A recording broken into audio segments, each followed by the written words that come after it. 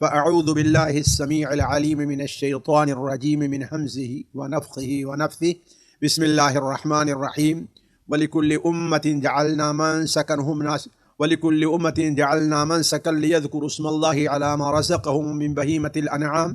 فإلهكم إله واحد فله أسلموا وبشر المخبتين الذين إذا ذكر الله وجلت قلوبهم والصابرين على ما أصابهم والمقيم الصلاة ومما رزقناهم ينفقون. سبحانك لا علم لنا إلا ما علمتنا إنك أنت العليم الحكيم. رب اشرح لي صدري ويسر لي أمري واحلل عقدة من لساني يفقه قولي. عزیز ساتھیو، اسلام میں قربانی، جسے عربی میں اضحیہ کہا جاتا ہے، جس سے عید الاضحیٰ بنی ہوئی ہے، اس کی بڑی اہمیت ہے۔ قرآن اور حدیث میں اس کی جو اہمیت بیان کی گئی ہے وہ تقریباً اگر ہم دیکھیں تو 1 درجن کے قریب ہے، جو اس بات پر دلیل ہے کہ شریعت میں، اسلام میں قربانی کا بڑا اونچا مقام ہے، اس معنی میں کہ اس کے ماننے والے اس کو اپنائیں، اس کے ماننے والے اس پر عمل کریں، اور ماننے والے اسے اپنا شعار بنا لیں۔ آج کی مجلس میں قربانی ہی سے متعلق چند باتیں آپ لوگوں کے سامنے رکھنی ہیں۔ ان میں سب سے پہلی بات تو یہ ہے کہ قربانی کی اہمیت کیا ہے۔ دیکھیے، قرآن اور حدیث کے اوپر اگر نظر رکھیں تو قربانی کی بڑی اہمیت ثابت ہوتی ہے، جسے اگر ہم آسانی کے لیے اور سمجھنے کے لیے درج ذیل نقاط کے اندر اگر ہم یعنی چند نقاط میں اسے ہم تقسیم کر لیں تو موضوع کو سمجھنے میں آسانی ہوگی۔ دیکھیے، پہلی بات تو یہ ہے کہ اللہ تبارک و تعالی نے قرآن مجید میں نبی کریم صلی اللہ علیہ وسلم کو جب کوثر جیسی نعمت عطا فرمائی تو شکر کے طور پر اللہ تبارک و تعالی نے اپنے نبی کو 2 باتوں کا خصوصی حکم دیا ہے، ایک نماز کے اہتمام کا اور دوسرا قربانی کرنے کا۔ چنانچہ اللہ تبارک و تعالی ارشاد فرماتا ہے، فَصَلِّ لِرَبِّكَ وَانْحَرْ، فَصَلِّ لِرَبِّكَ وَانْحَرْ، اپنے رب کے لیے آپ نماز پڑھیں اور قربانی کریں۔ بلکہ صرف یہی نہیں، قرآن مجید میں 1 سے زائد جگہ اللہ تبارک و تعالی نے نماز کو اور قربانی کو ایک ساتھ بیان کیا ہے۔ آپ دیکھیں گے تو ابھی تو ایک جگہ کا ذکر ہوا، اس کے علاوہ آپ دیکھیں گے تو متعدد جگہ اللہ تبارک و تعالی نے نماز کو قربانی کے ساتھ بیان کیا ہے، جس سے شاید اس طرف اشارہ ہے کہ جس طرح سے بندوں کے جو بدنی اور جسمانی عبادات ہیں، ان میں سب سے زیادہ اہمیت کی حامل جو عبادت ہے وہ نماز ہے، اسی طریقے سے بندوں کی جو مالی عبادات ہیں ان میں قربانی کو بڑی اہمیت حاصل ہے۔ اور یہ بھی ہو سکتا ہے کہ جس طریقے سے نماز مسلمانوں کا شعار ہے، جس طریقے سے مسلمان نماز میں رکوع اور سجدہ اللہ کے علاوہ کسی اور کے لیے نہیں کرتا، اسی طریقے سے بندہ اپنی قربانی بھی صرف اللہ کی رضا کے لیے کرتا ہے، جیسا کہ اللہ تعالیٰ سورہ الانعام میں ارشاد فرماتا ہے، قُلْ إِنَّ صَلَاتِي وَنُسُكِي وَمَحْيَايَ وَمَمَاتِي لِلَّهِ رَبِّ الْعَالَمِينَ۔ آپ کہیے کہ ہماری نماز وَنُسُكِي اور ہماری قربانی، وَمَحْيَايَ وَمَمَاتِي اور میرا مرنا اور جینا خالص اللہ رب العالمین کے لیے ہے۔ بلکہ جہاں پر اللہ تبارک و تعالی نے سورہ حج کے اندر قربانی، ہدیہ کا یا اضحیہ کا ذکر فرمایا، وہاں پر اللہ تبارک و تعالی نے ان لوگوں کی ایک صفات بیان کی ہے، یعنی جو اس قربانی کا اہتمام کرتے ہیں، ان کی ایک صفات یہ بیان کی ہے کہ وہ نماز کو قائم رکھتے ہیں، جیسا کہ اللہ تعالیٰ ارشاد فرماتا ہے، وَلِكُلِّ أُمَّةٍ جَعَلْنَا مَنْسَكًا لِيَذْكُرُوا اسْمَ اللَّهِ عَلَى مَا رَزَقَهُم مِّن بَهِيمَةِ الْأَنْعَامِ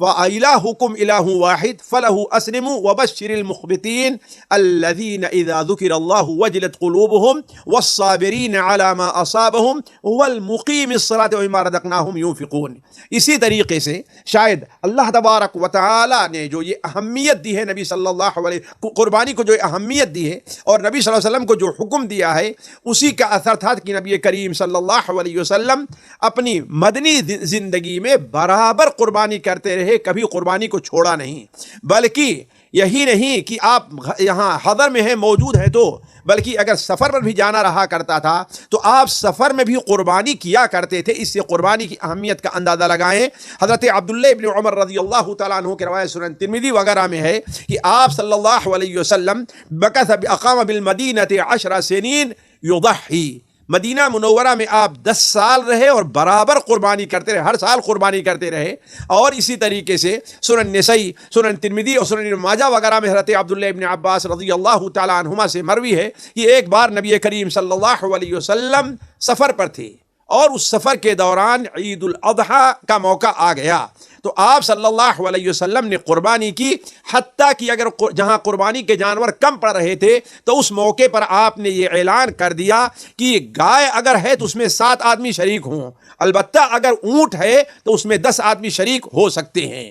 اور اسی طریقے سے ساتھیوں، مدینہ منورہ میں آپ صلی اللہ علیہ وسلم کی زندگی میں بہت سے مشکل گھڑیاں بھی آئی ہیں، خشک سالی اور معاشی طور پر مسلمان تنگی کے بھی شکار ہوئے ہیں، لیکن اس تنگی اور معاشی پریشانی کے باوجود بھی نبی کریم صلی اللہ علیہ وسلم نے صحابہ کرام کو قربانی کرنے کا حکم دیا اور آپ نے قربانی کیا۔ آج ہمارے یہاں جو لوگ آواز اٹھاتے ہیں کہ یہ سیلاب ہے، اس سال جو ہے زلزلہ آیا ہوا ہے، لہذا لوگ اپنی قربانی کرنے کے بجائے یہی پیسہ غریبوں میں تقسیم کر دیں، یہ وہ لوگ ہیں جن لوگوں نے قربانی کی اہمیت اور قربانی کے مقصد کو سمجھا نہیں ہے۔ وہ حدیث جو صحیح بخاری اور صحیح مسلم میں حضرت سلمہ ابن اکوع رضی اللہ تعالیٰ عنہ سے مروی ہے، وہ بیان کرتے ہیں سلمہ ابن اکوع کہ نبی کریم صلی اللہ علیہ وسلم نے اعلان فرمایا کہ تم میں سے جو آدمی قربانی کرے فلا یصبحن بعد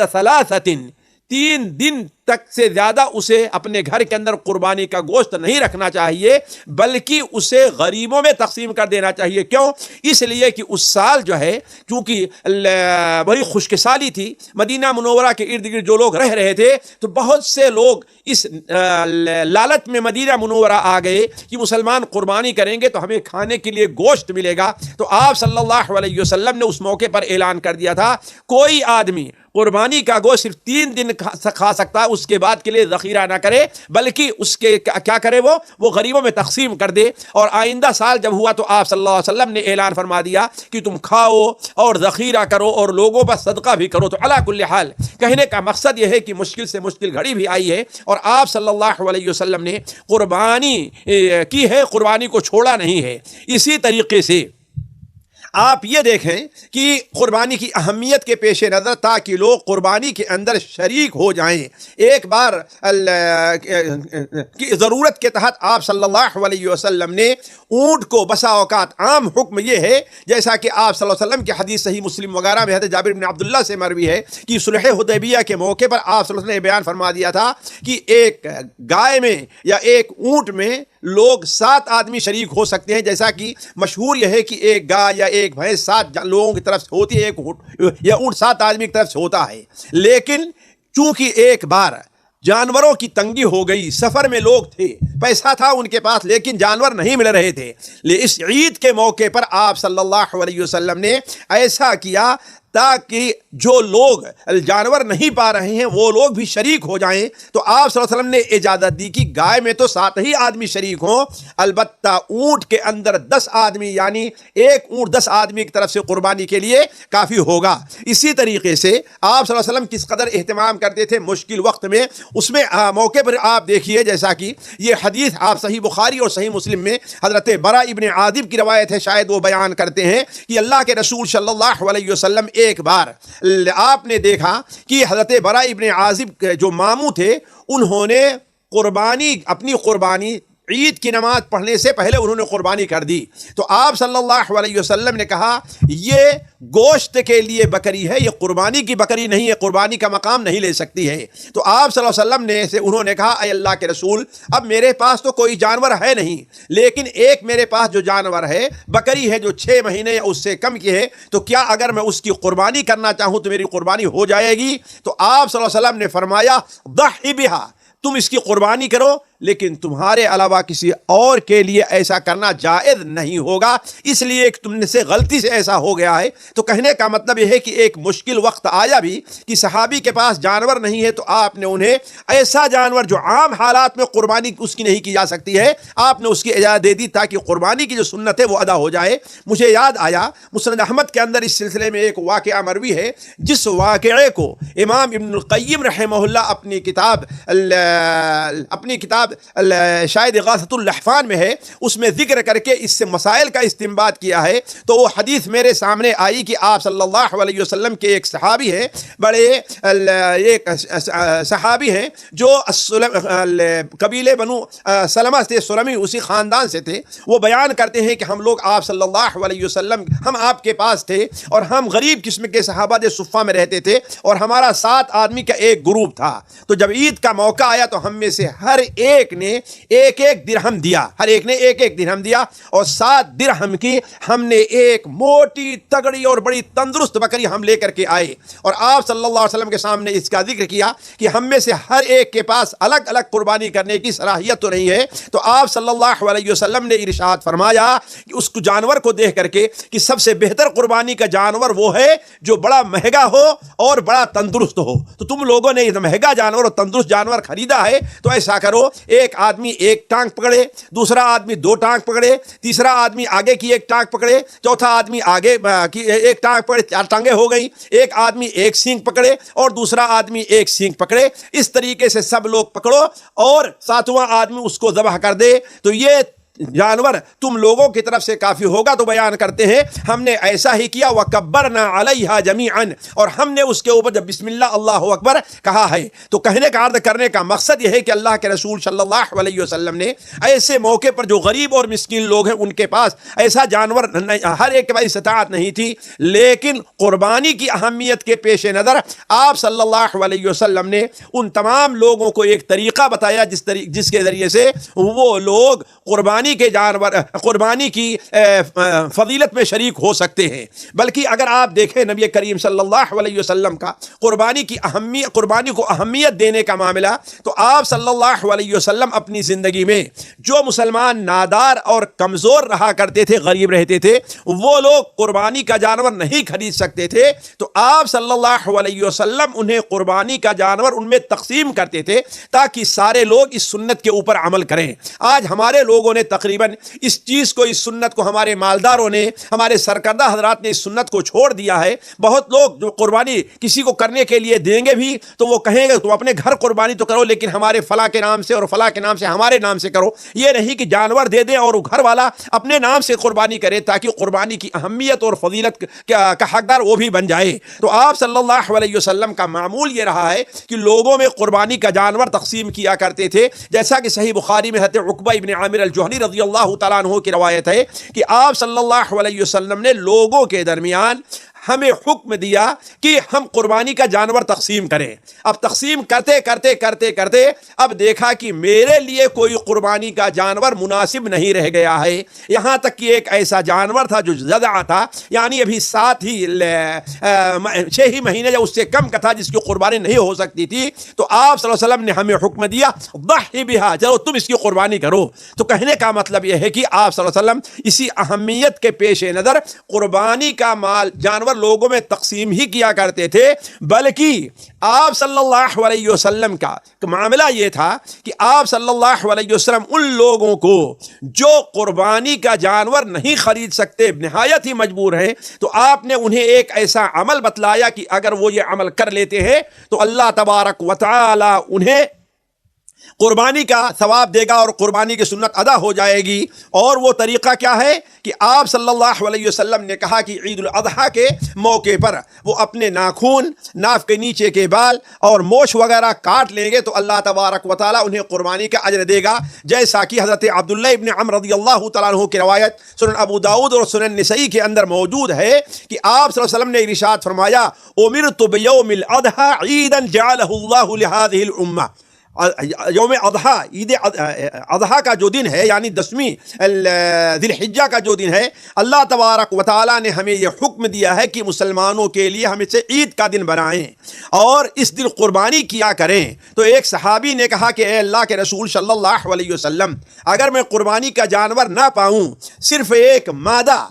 بکری ہو جو بچوں کے دودھ کے لیے ہو سکتی ہے، تو کیا میں اس کی قربانی کر دیا کروں؟ تو آپ نے کہا نہیں، اس کی قربانی نہ کرو، اس لیے کہ وہ دودھ کے لیے ہے، گھر میں اس کی بھی ضرورت ہے، بچے کی بھی ضرورت ہے، بلکہ تم کیا کرو، تاخذ من شعرک و اظفارک وتقص شاربک وتحلق عانتک، تم یہ 4 کام کر لو، اپنے بال کاٹ لو، اپنے ناخون کاٹ لو، اپنی موچھ کاٹ لو، وتحلق عانتک، اور اپنے ناف کے نیچے کے بال صاف کر لو، تو یہ فضا فتل کا تمام اضحیتک عند اللہ عز وجل، تو اللہ تبارک و تعالیٰ کے نزدیک تمہاری یہ مکمل طور پر یہ تمہاری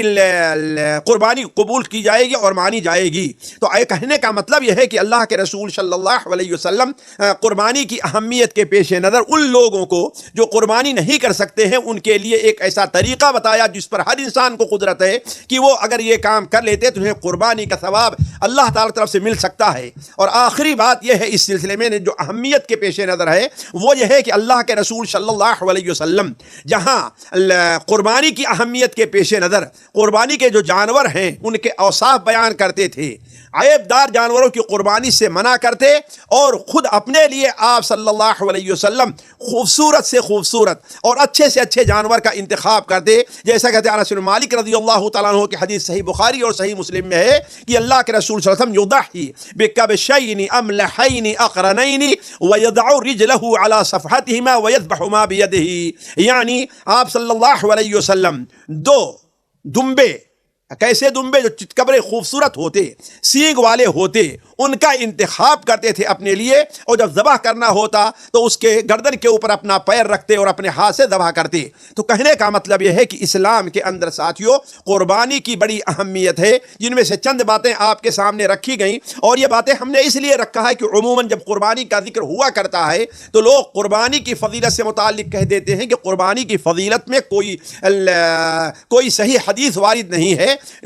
تو ان کی بات جہاں ایک حد تک صحیح ہے کہ قربانی کی فضیلت میں کوئی صحیح حدیث ایسی وارد نہیں ہے جس حدیث کے اوپر کلام نہ ہو، لیکن اس سے قربانی کی اہمیت کم نہیں ہوتی ہے، بلکہ قربانی کی اہمیت کے لیے یہی اتنا کافی ہے کہ ہم نے 10 نکات آپ کے سامنے رکھے جس سے قربانی کی اہمیت کا پتہ چلتا ہے۔ تو علی کل حال یہ تو معاملہ تھا قربانی کی اہمیت سے متعلق۔ دوسری بات ہمیں آپ کے سامنے جو رکھنی ہے وہ قربانی کی شرطیں ہیں، یعنی اگر کوئی آدمی قربانی کرنا چاہتا ہے تو قربانی کرنے والے کے لیے کیا شرط ہے اور قربانی کے جانور کے لیے کیا شرط ہے، یہ 2 باتیں ہیں جس کو سامنے رکھنا چاہیے۔ اور تیسری بات اور آپ کے سامنے ہم رکھتے ہیں وہ یہ ہے کہ قربانی کرنے کے آداب کیا ہیں۔ تو جہاں تک قربانی کے جانور سے متعلق شرطوں کا تعلق ہے، اس کی سب سے پہلی شرط یہ ہے کہ وہ بہیمۃ الانعام میں ہو، یعنی بہیمۃ الانعام کا معنی ہے وہ چوپائے جو پالے جاتے ہیں، اور اس کی تفصیل اگر آپ دیکھیں تو اس کی تفصیل سورہ الانعام کے اندر جو موجود ہے،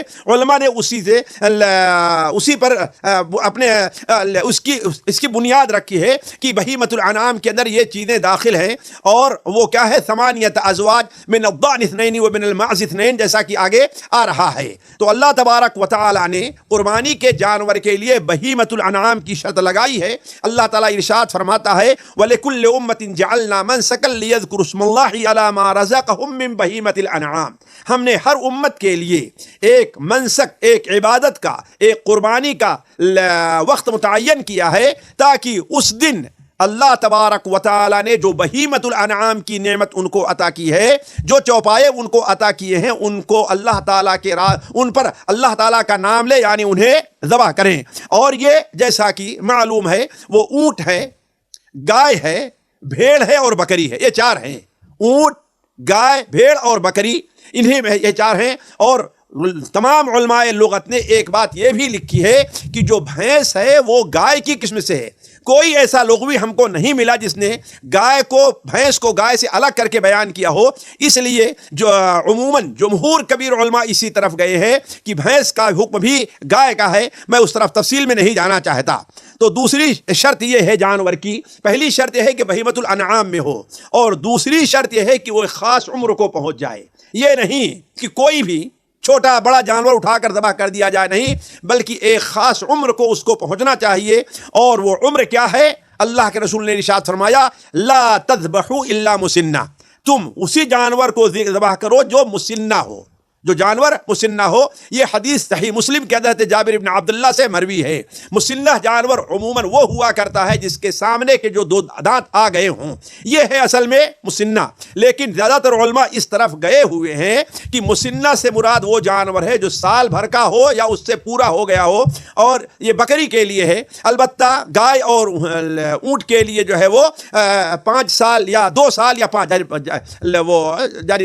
2 سال جیسے گائے کے لیے اور 5 سال اونٹ کے لیے ہے، لیکن بکری کے لیے سال بھر ہے۔ البتہ حدیث کے ظاہر سے پتہ چلتا ہے کہ اللہ کے رسول صلی اللہ علیہ وسلم مسنہ کی شرط لگائی ہے۔ اسی طریقے سے بھیڑ اگر ہے، یعنی بکری ہے تو 1 سال یا ایسی ہو کہ اس کے دانت آ گئے ہوں، گائے ہے تو 2 سال کی یا اس کے دانت آ گئے ہوں، اور اونٹ ہے تو 5 سال کا یا اس کے دانت آ گئے ہوں، یہ ہے۔ البتہ جو دمبا ہوا کرتا ہے بھیڑ، بہت سی حدیثوں سے پتہ چلتا ہے کہ اگر وہ 6 مہینے سے زیادہ کا ہے تو اس کی قربانی ہو سکتی ہے، جیسا کہ سنن ابو داؤد میں حضرت مجاشر رضی اللہ تعالیٰ عنہ سے مروی ہے کہ نبی کریم صلی اللہ علیہ وسلم نے ارشاد فرمایا ان الجذع یوفی منہ الثنی،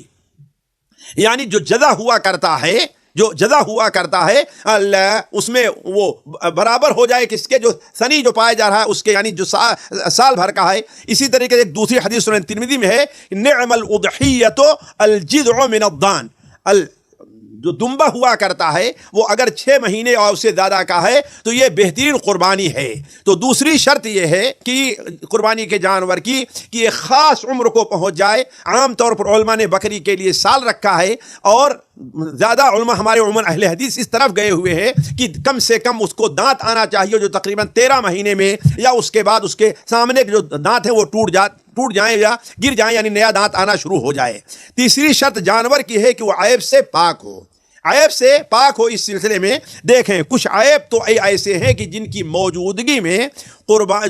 اس جانور کی قربانی نہیں ہو پائے گی، اور یہی شرط کا معنی ہے۔ البتہ کچھ عیب ایسے ہیں کہ ان عیوب کے موجودگی میں ان جانوروں کی قربانی کرنا جائز تو ہے لیکن بہتر نہیں ہے۔ تو جو عیب جن کی موجودگی میں جانور کی قربانی جائز نہیں ہے، یعنی شرط ہے ان عیب سے پاک ہونا جانور کے لیے شرط ہے، وہ نبی کریم صلی اللہ علیہ وسلم نے 4 بتلائے ہیں۔ جیسا کہ حضرت برا ابن عازب کی جو روایت ہے سنن اربعہ کے اندر مسند احمد میں، آپ نے خصوصی طور پر بیان فرمایا ہے 4 لا تجزے، 4 قسم کے جانور ہیں کہ وہ جانور ان کی قربانی جائز نہیں ہے، وہ قربانی کے لیے وہ کیا ہوں گے؟ جائز نہیں ہوں گے، یا قربانی کے لیے کافی نہیں ہوں گے۔ وہ کون جانور 4 ہیں؟ آپ نے فرمایا العورا، ایسا اندھا کہ اس کا اندھاپن بالکل ظاہر ہو، یعنی اندھے پن ہونے کی وجہ سے وہ چل نہ سکتا ہو، وہ چل نہ سکتا ہو۔ والمریضہ، اور ایسا مریض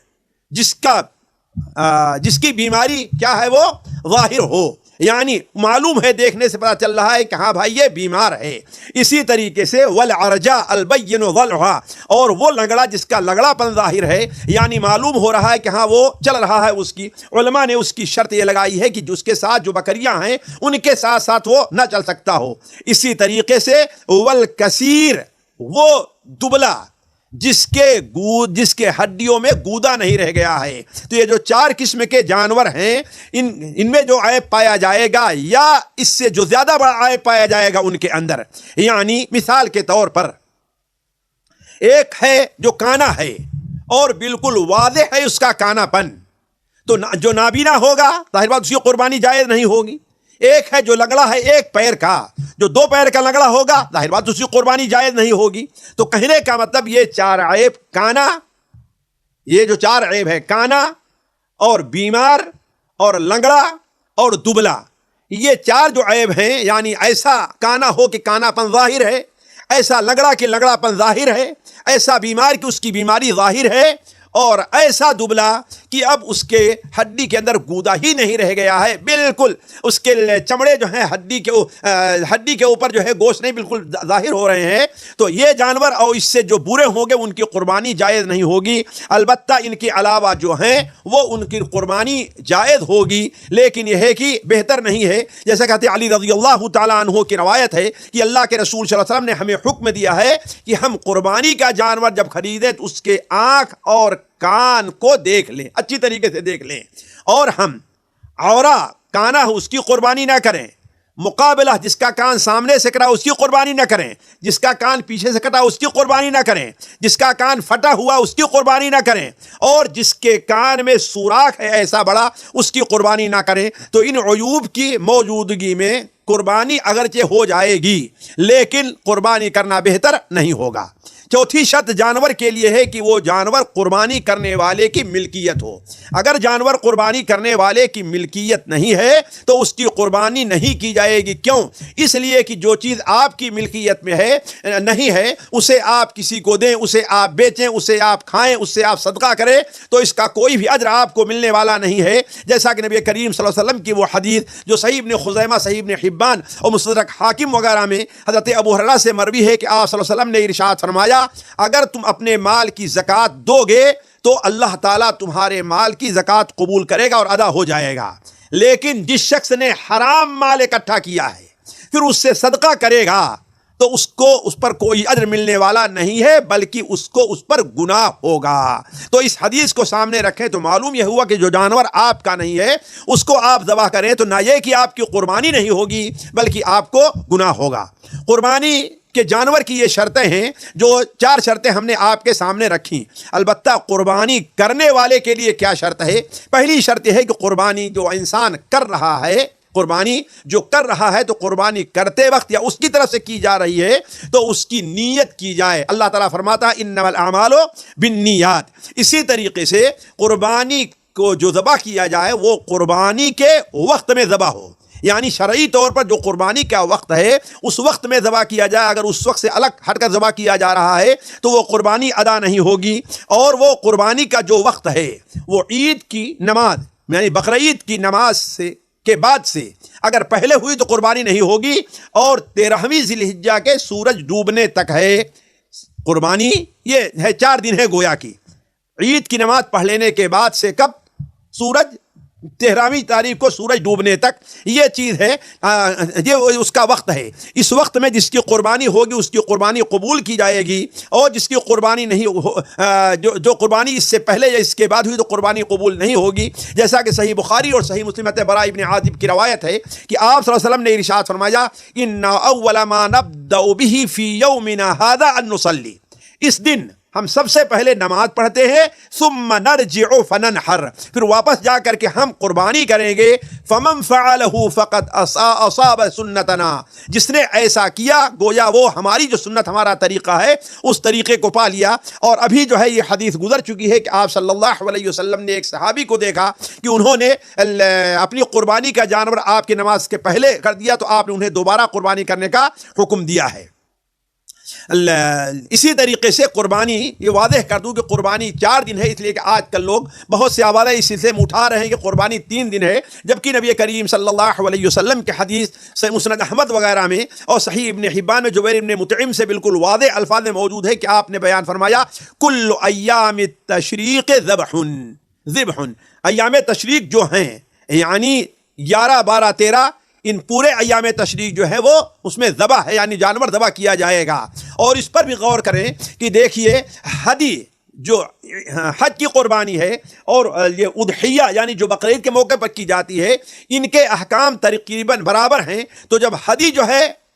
13 تاریخ تک کی جا سکتی ہے تو قربانی بھی کی جا سکتی ہے، جیسا کہ اللہ تعالیٰ فرماتا ہے لِيَشْهَدُوا مَنَافِعَ لَهُمْ وَيَذْكُرُوا اسْمَ اللَّهِ فِي أَيَّامٍ مَّعْلُومَاتٍ عَلَىٰ مَا رَزَقَهُمْ بَهِيمَةُ الْأَنْعَامِ، تو جو بہیمۃ الانعام اللہ تبارک و تعالیٰ نے دیا ہے تمہیں، انہیں ان ایام معلومات میں تم ان کو قربان کرو۔ حضرت عبداللہ بن مسعود کی روایت بالکل صحیح سند کے ساتھ ہے کہ آپ نے بیان فرمایا ایام معلومات جو ہیں وہ یوم النحر ہیں اور یوم النحر کے بعد 3 دن ہیں۔ تو اصل راجح قول یہی ہے کہ قربانی عید کی نماز کے بعد سے لے کر کے 13 ذی الحجہ تک کی جا سکتی ہے۔ اس کے بعد ہم آتے ہیں ذبح کی شرط کیا ہے. جو جانور ذبح کیا جائے گا تو ذبح کرنے کی شرط کیا ہے؟ پہلی شرط یہ ہے کہ ذبح جو کیا جائے وہ بسم اللہ کہہ کر کے ذبح کیا جائے. اگر کوئی جانور ذبح کرتے ہوئے بسم اللہ نہیں کہا جاتا ہے تو وہ جانور حلال نہیں ہوگا. نبی کریم صلی اللہ علیہ وسلم نے بڑے واضح طور بیان فرمایا ما انہر الدم وذکر اسم اللہ علیہ فکلوا. جس سے خون بہایا جائے یعنی جانور اس کا خون بہے اور اس پر اللہ کا نام لیا جائے یعنی بسم اللہ کہہ کے اس کو ذبح کیا جائے تو اسے تم لوگ کھاؤ. جیسا کہ اللہ قرآن مجید میں ارشاد فرماتا ہے فکلوا مما ذکر اسم اللہ علیہ. وہ جانور جس پر اللہ تعالیٰ کا نام لیا اسے تم کھاؤ. دوسری شرط یہ ہے کہ خون بہہ جائے اور تیزی سے بہے. اس لیے کہ اگر جھٹکے کا جانور ہے مردار ہے تو وہ جائز نہیں ہوگا. ضروری یہ ہے کہ وہاں پر خون بہے جسے ہم اور آپ کہتے ہیں کہ اسے ذبح کیا جائے. بلکہ علماء نے اس کے بارے میں شرط یہ رکھی ہے کہ ذبح تو چاہے جیسے ہوگا وہ ذبح کیا جائے تو ہو جائے گا، لیکن سنت اصل طریقہ یہ ہے کہ گلے کی حد سے ذبح کیا جائے اور بہتر یہ ہے کہ وہ محل ذبح میں ہو. اور یہ تیسری شرط ہوگی یعنی پہلی شرط ہے دوسری خون بہے اور تیسری کیا ہے وہ محل ذبح میں ہو. یعنی کم سے کم تو یہ ہونا چاہیے کہ وہ رگ کٹے جس سے خون بہتا ہے 3 تیزی کے ساتھ نکل جائے. لیکن بہتر یہ ہے کہ اس کے ساتھ 3 رگیں کٹیں. ایک رگ تو وہ ہو جسے سانس کی نالی کہا جاتا ہے حلقوم، اور دوسری رگ وہ جسے مری کہتے ہیں یعنی کھانے اور پانی کی جو نالی ہوا کرتی ہے، اور تیسری جو موٹی نالیاں جو گردن کی ہوتی ہیں ودجان عربی میں کہتے ہیں ان کو یہ کٹے. اس لیے کہ یہ بہتر ہے. البتہ اگر صرف خون کی نالی کٹ جاتی ہے تو اس سے بھی خون بہتا ہے تو اسے تو وہ بھی حلال ہو جائے گی. اسی طریقے سے چوتھی شرط یہ ہے ذبح کی کہ ذبح کرنے والے مسلمان یا اہل کتاب ہو. اس پر اہل علم کا اجماع ہے کہ کتابی کے علاوہ کسی بھی مسلمان کسی بھی کافر کا ذبیحہ حلال نہیں ہوگا. تو ذبح کرنے والا کیا ہو؟ مسلمان ہو یا کتابی ہو. اور 5ویں شرط اس کے لیے ہے کہ جو انسان ذبح کر رہا ہے وہ پاگل نہ ہو. اس لیے کہ پاگل کا کوئی عمل مقبول نہیں ہے، وہ عقل و ہوش رکھنے والا ہو. تو یہ چند شرطیں ہیں جو ذبح کرنے والے ذبح سے متعلق ہیں، اس کو بھی دھیان میں رکھنا چاہیے. اب قربانی سے متعلق ایک بات یہ بھی ہو جسے ہم جلدی میں مختصر لے لیتے ہیں کہ قربانی کے آداب کیا ہیں. دیکھیے قربانی کا پہلا ادب یہ ہے کہ اخلاص ہونا چاہیے. بندہ خلوص نیتی کے ساتھ اللہ تبارک و تعالی کے لیے جانور ذبح کرے. وما امروا الا ليعبدوا الله مخلصین له الدین. یعنی اللہ تعالیٰ نے حکم دیا ہے کہ ہم کوئی بھی عبادت کریں، ظاہر بات ہماری قربانی بھی عبادت ہے تو وہ خالص اخلاص کے ساتھ ہو. دوسرا ادب یہ ہونا چاہیے کہ انسان اچھا خوبصورت اور عمدہ جانور کا انتخاب کرے. یہ نہیں ہے کہ جیسے تیسا بھی جانور مل جائے اسے ذبح کر دیا جائے. کیوں؟ اس لیے کہ اللہ کے رسول صلی اللہ علیہ وسلم کی حدیث ہے ان اللہ طیب لا يقبل الا الطیب. اللہ تعالیٰ طیب پاک ہے اور اچھی چیز ہی کو اللہ پسند کرتا ہے. اسی لیے ہمارے نبی صلی اللہ علیہ وسلم دیکھیے خوبصورت تندرست جانور آپ صلی اللہ علیہ وسلم کا انتخاب کیا کرتے تھے. اور صحابہ کرام رضوان اللہ علیہم اجمعین سے متعلق حضرت امامہ ابن سہل بیان فرماتے ہیں کہ صحیح بخاری میں ہے کہ کلنا نسمن الاضحیۃ بالمدینہ، ہم لوگ پالتے تھے اور پال کر کے جانور کو مدینہ میں موٹا کیا کرتے تھے. تو کہنے کا مطلب ہے کہ ایک ادب یہ ہے، دوسرا کہ جانور خوبصورت اور اچھا ہونا چاہیے. اور اسی طریقے سے تیسرا ادب یہ ہے جو واجبی ادب ہے کہ ذی الحجہ کا چاند نظر آنے کے بعد جو آدمی قربانی کرنا چاہتا ہے وہ اپنے بال اور ناخون وغیرہ کو نہ کاٹے. جیسا کہ صحیح مسلم حضرت ام سلمہ رضی اللہ تعالی عنہا کی روایت ہے کہ اذا دخلت العشر، جب عشر ذی الحجہ داخل ہو جائے اور تم میں کا کوئی آدمی قربانی کرنا چاہتا ہے تو فلا یمس من شعرہ وبشرہ شیئا، وہ اپنے ناخون اپنے بال وغیرہ کو سے کچھ بھی نہ چھوئے. یہاں پر ایک بات واضح ہو جانا چاہیے کہ یہ حکم صرف اس شخص کے لیے ہے جو قربانی کر رہا ہے. البتہ گھر کے جو دوسرے افراد ہیں ان میں شامل نہیں ہوں گے. لیکن شامل نہ ہونے کا معنی یہ نہیں ہے کہ ان لوگوں کو بھی رکنا نہیں چاہیے، لیکن بلکہ بہتر یہ ہے کہ گھر کے جو لوگ ہیں وہ بھی اپنے بال اور ناخون کٹوانے سے رکے رہیں. کیوں؟ اس کی متعدد وجہ ہے. سب سے پہلی وجہ تو یہ ہے کہ وہ لوگ اگرچہ قربانی نہیں کریں لیکن قربانی کرنے والے کے حکم میں ہیں. کیوں؟ اس لیے کہ گھر کا جو سرکردہ